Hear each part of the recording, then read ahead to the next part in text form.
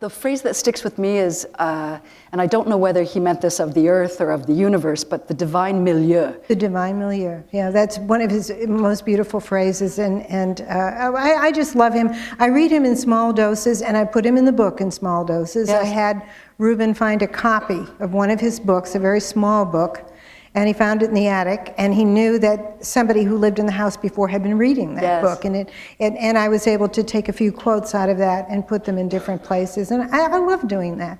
I've done it in all my books, mention things that I'm reading, things that I'm wrestling with, things that I'm pondering.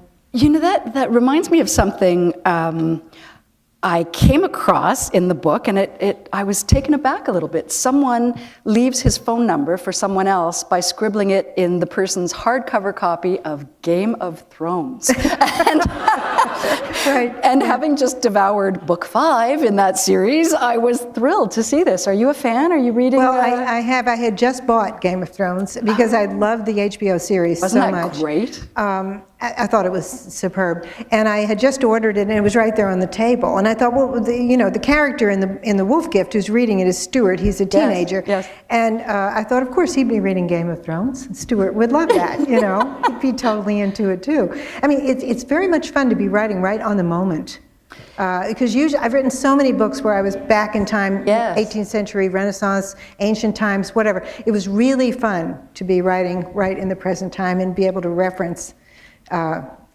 So you get a kick out of it when the wolf transformation is recorded on the iPhone? Oh, absolutely, and when the newspapers are talking about it, and Ruben's being hunted, and he has to, deal with Google Earth and satellite. He can't just go tripping over the rooftops. He's going to get caught, and his brother is telling him that. They're going to get you. They're beefing up the security cameras all over town to catch you. You can't hide. Yeah, everyone thinks because of the surveillance, right? Exactly. Ah. Everyone thinks he's going to be killed. And everyone thinks his DNA is going to be captured, and then I don't want to give away what happens, but there are mysteries pertaining to that. Right. There is a priest in this novel, and he is one tortured soul. And in fact, this is Ruben's brother. I get the impression your heart goes out to Father Jim. Oh, yeah. His questions, his doubts. What were you thinking as you sketched him out and made him come to life? Well, I don't think 12 years ago or 20 years ago I would have even attempted a character like Jim. But I have, in the last 12 years, known a number of priests that are really good friends of mine. And I know something about their lives and something about the pressures they're under and their dedication. They're really good guys. And I felt confident knowing sort of what Jim would think and feel, as much as you know about anyone. I thought, I can do this character, Jim. He's a priest in the Tenderloin district of San Francisco, and he runs a church for the homeless, and I patterned that after a church that's actually there, St. Boniface in San Francisco, a very famous church. And I had fun doing it, and of course what it gave me was a perfect place for Ruben, the man-wolf, to go and talk to somebody in complete confidence, because when he goes to confession as a man-wolf to his brother can't break the seal of the confessional and tell anyone what's happened. Right. So it was a great confidant. And that is one of the most sacred things in the mind of any priest, is that seal of the confessional is completely sacred. Well, Ruben knows he can say anything. Anything, yeah. He comes into the confessional, as the man-wolf and says, "I'm Ruben, your brother," It's what's Jim gonna do? I loved writing that scene. I loved writing that scene. Did you have fun? I did. Well, in 1973, when I wrote Interview with the Vampire, Louis went to confession too, but it didn't work out very well in that novel. Yes. For anybody involved. I want to take you back to Facebook for a minute, and still on the topic of faith. I found it very striking the way you resigned from Christianity on Facebook, and your choice of words was so striking. I refuse to be anti-gay, I refuse to be anti-feminist, I refuse to be anti-scientist, I refuse to be anti-life. In the name of Christ, I quit Christianity and being Christian, amen.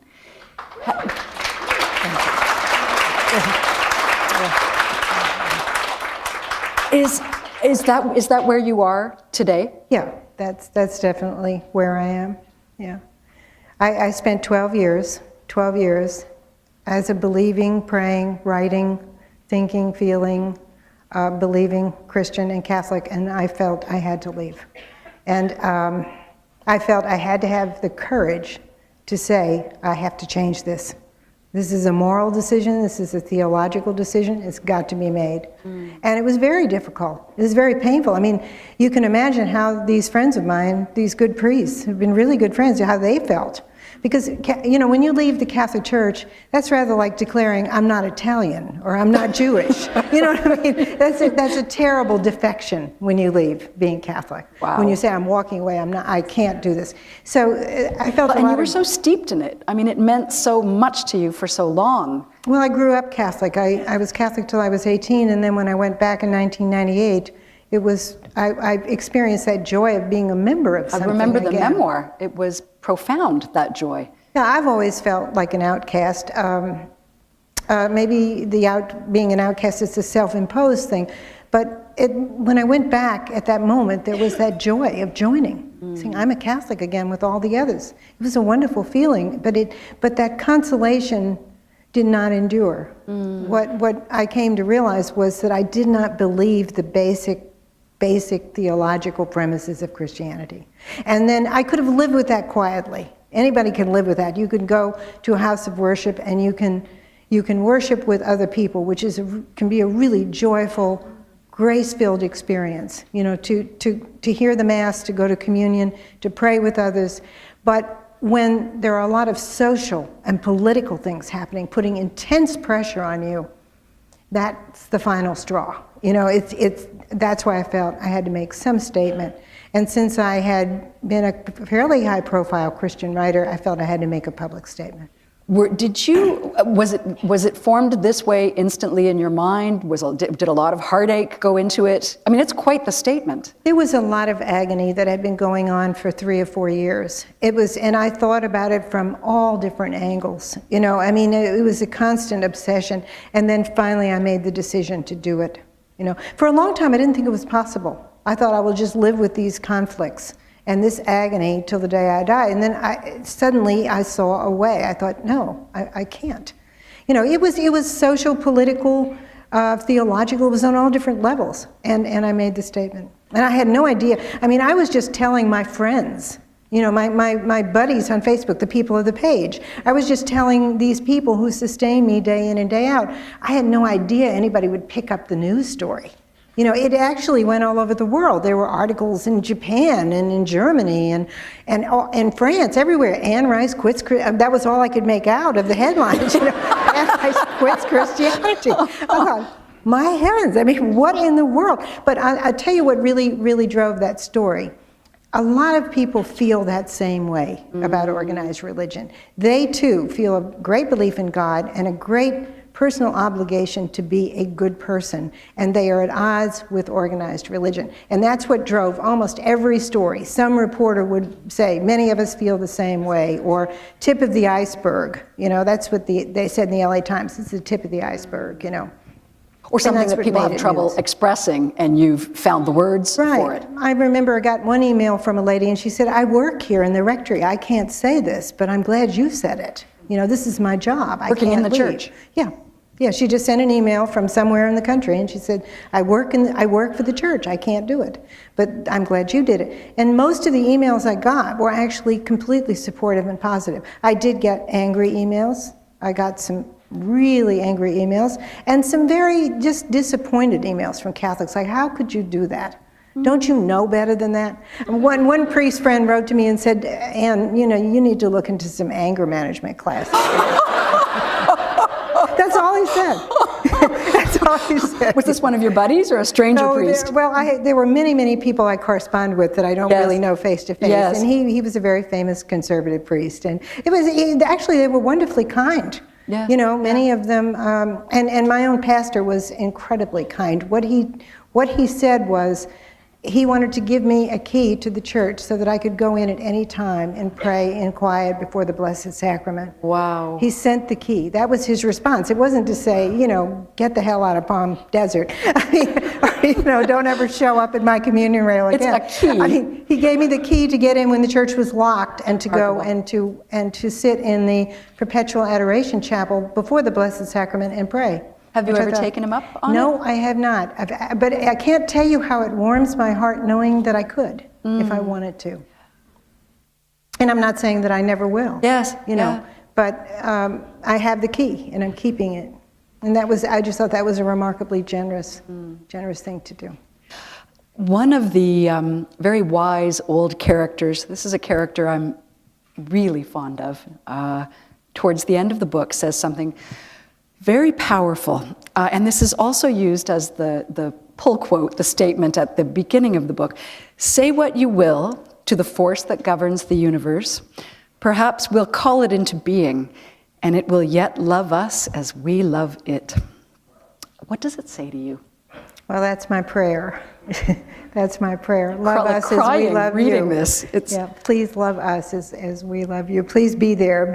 Really, really love us as we love you. Yeah.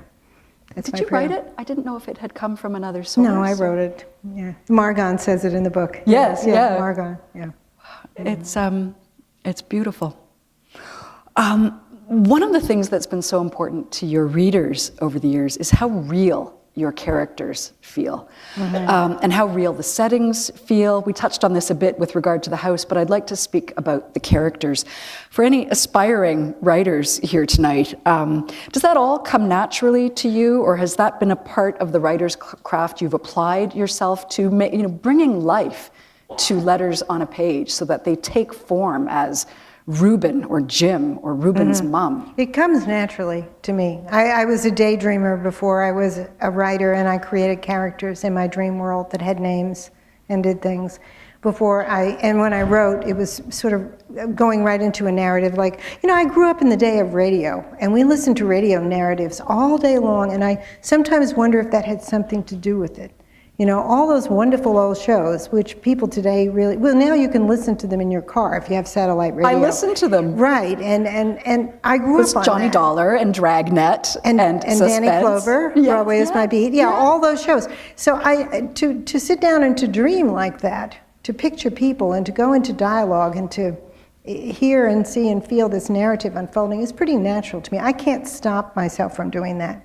That's a given. So will you do that tonight as people come up to you with books? Will you be like spinning little narratives for... I could very well be. I mean, I have seen people and characters have sprung into my mind. I wrote a novel years ago called Feast of All Saints, and it's about the free people of color, people of mixed blood in New Orleans before the Civil War. And there was one character in that novel that really took over in a way. Her name was Annabella. And she was completely inspired by someone I saw in an oyster bar in New Orleans. And the hero of the novel, Marcel, was a blonde-haired man of color with blue eyes, and he was inspired by a man I saw on a bus crossing the bay into Oakland from San Francisco. I remember sitting on the bus just memorizing every detail of that man's face and hair and eyes while trying not to conspicuously stare at him. Because, and I got it in the novel. And Marcel was born at that moment, I thought, what is the dilemma of someone with these particular looks? Because he was extraordinarily beautiful, but he also clearly had African blood. And in the 19th century, what people of color wanted to do was to pass for white, if they could, for very obvious social and political reasons. And these people will cross your paths, and they'll never have an idea of what they've left with you. They will never know. Could happen tonight. They'll never know. Reuben is based on the actor Matt Bomer. It was the actor in White Collar. His looks and his voice and his demeanor and height, it's all based on Matt Bomer. Does he know that? He must, probably, yeah, I think so, because Jeff Easton, the producer of White Collar, he's a friend, and it was his email to me that inspired the book. When he wrote and said, why don't you, if you ever write a book about a werewolf, I will buy it. That's what Jeff said, and it was actually that email that encouraged me to do this. I'm sure Jeff's probably told Matt Bomer. I don't know, maybe not. So the idea was sparked by this email that somebody had suggested. By Jeff, yeah. I love White Collar, and I'm always posting about it on the page. Tuesday nights, White Collar, guys. Let's be sure to watch. I just thought it was a wonderful and enjoyable show, and we post on lots of TV that we enjoy. And so Jeff shot me an email, and we started emailing, and we became real buddies. And I usually email him every Tuesday after the show and just give feedback, say what I really loved about it, and push to know what's going to happen to Mozzie or Elizabeth or what's going on, And And so he just happened to write once. He said, I just saw a documentary on werewolves, and if you ever do tackle that theme, I will buy buckets of hardcover books, you know. Oh. So, of course, he doesn't have to. I'll send him the books. You know, but. Published tomorrow. Now, I need to ask Tina whether this means 5 minutes or whether this means right now. 5 minutes. 5 minutes, good. And then we'll move on to question and answer from the audience. Looking at some of the anticipation online, just fans of yours, readers. Who they've been great. They're so supportive. They can't wait to get their hands on this one. And a lot of them seem to feel that this is something momentous for them as readers. Your return to the supernatural for the first time in a while. Your return to the Gothic, even though we do have the iPhone and the Bose stereo system, it is very much a Gothic feel. Yeah, I think so. Does it feel momentous to you, returning to some of these things? It does. It feels absolutely wonderful. I didn't know that this would ever come again to me. I didn't know that I would ever feel the desire to do this again, and I've returned to it with this may sound ridiculous, but a confidence that I really didn't have 12 years ago for writing about the supernatural. I've learned, I mean, everything I think that we do is an opportunity to learn, to grow, and to love in some way, and to learn more about love and to serve. And during those 12 years, when I wrote 2 novels about Jesus and 2 novels about Toby O'Dare and the angels, I learned a lot of things. And I think I returned to the supernatural, to this kind of Gothic supernatural romance with a great deal more self-confidence, with the knowledge that I had choices about what I did, and a sense that I could do it maybe in a fresh way, that I wouldn't just go back and repeat what I had done with the vampires or the witches, that I would do something new, that this novel would be a return, yes, but it had to be a synthesis too of these different experiences. And I hope that it is. I mean, I'll find out. They'll let me know soon enough. Is that something you give thought to, how books are going to be received? Oh, absolutely. I mean, I think you have to write the book of your dreams. You have to write the book that you want to read. And you have to protect your voice and where you're going. But you are definitely going to hear everything around you. You're going to hear all the response. You're going to be aware of it. You might not necessarily do what this or that critic says you ought to do, but you hear that. You want to know what kind of effect you've had on the reader. You know, I mean, I do. I don't know if anybody else feels that way. And also my readers, you know, this relationship on Facebook has been wonderful. They've won me over to a lot of what they keep insisting on. You know? I mean, I'm beginning to see... In terms of the writing? In terms of your writing? Just in terms of what they like. I mean, they just keep telling me what they liked and why. And I'm returning with a little more confidence. I mean, before the internet, writing for me was a very isolated experience. You know, you would write a book, and of course I would go on tour, and I would see people in line for a few minutes. Yes. At the bookstores, but you really didn't know how a book was received. You could get a very distorted idea of how it was received from a very few comments made by people. But now in the age of the internet, that's not the case. You hear every comment ever devised. Oh, and I think it's better for authors, even though you hear a lot of hostile things and you hear a lot of casual and you know, contemptuous remarks, actually. You also get a balance to that because you hear about all the people that are liking the book and are receiving it the way you intended. I mean, that's what it's done for me, you know. I mean, the bad reviews are out there, but before your whole world really could be dominated by 1 or 2 bad reviews. If you got a bad review in your hometown and a bad review in the New York Times, that was it. I mean, you know, somebody might write something very nice in Ohio, but what difference did it make to you? And you might see it a month later, you know, and you think, well, that person got it. Gosh, you know, maybe I'll go live in Akron. But you know, you can't, you know, where you live is, well, I think you see what I'm saying, is all these different voices on the internet have, I think, done a wonderful thing for writers, and they've given us immediate access to who our audience is. If you don't want to know, you don't have to know. But for me, it's great. And this is one reason I dedicated this novel to the people of the page. I mean, they really are my friends. This is the Facebook community. Yeah, the people of the page. Yeah. That's what I call them every day. Good morning, people of the page. It sounds like good morning, Vietnam. The weather in the valley is clear today. That's right. I do. Right. This is terrible. That's a good note to on which to move on. Questions? Anybody with questions? The microphone is right here at the center of the room. If you'd be good enough to go to the mic so everyone can hear your questions. I hate to sound like an old woman, but I want to ask people to speak slowly. Yes, we can do that. If people would try their best to speak clearly and slowly, just so we can hear up here. Hopefully I can reach, I'm short. Oh, and just feel free to crank that mic down. Yep, there you go. That'll be better for you. First of all, I just want to say thank you very much, Anne Rice. A few years ago, I wrote you on some writing advice, and you were more than happy to oblige and reply to me. So I wanted to thank you for inspiring my dark gift and writing. And I do have a question, though, is what in your mind made you believe that this was the right time to release the wolf gift? I mean, we're just getting over Twilight, and the market's been saturated with everything like werewolf and vampire. What in your mind inspired you to release it now? Just pure stubbornness, you know, that I had written it and I wanted to get it out there. I never pay too much attention to what anyone says about the timing, you know. I wanted to do it because I was interested. I wasn't satisfied by anything I'd ever read with werewolves. I wanted to do my own thing with it, my own hero, and I was perfectly happy to enter the field. I was certainly hearing whispers from my Hollywood agents in particular about this is a very crowded field, Anne. You know, there are a lot of werewolves right now.